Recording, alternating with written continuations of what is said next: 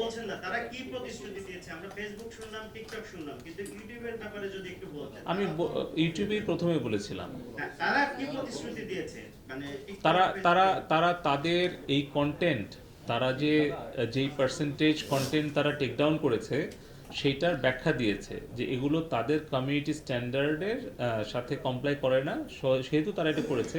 আর কেন করতে পারেনি সেই ব্যাখ্যাটাও কয়েক পৃষ্ঠা ধরে তারা ব্যাখ্যাটা দিয়েছে লিখিতভাবে। আর বলেছে যে তাদের অ্যাকাউন্টগুলোকে ব্লক করার ব্যাপারে তারা একটু মানে শক্ত অবস্থায় থাকে, এবং তার কারণও তারা ব্যাখ্যা করেছে। যেহেতু তারা একটা ব্রডকাস্টিং চ্যানেল, তারা অনেক ব্যাখ্যা দিয়েছে।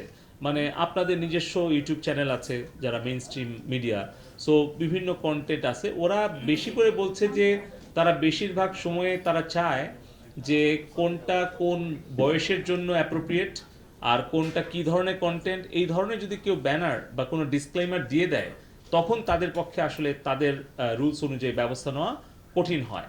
তারপরেও তারা বিস্তারিত ব্যাখ্যা দিয়েছে যে কোন কোন জায়গাতে তারা আমাদের সহযোগিতা করতে পারলো আর কোন কোন কন্টেন্ট টেকডাউনের জন্য করতে পারলো না।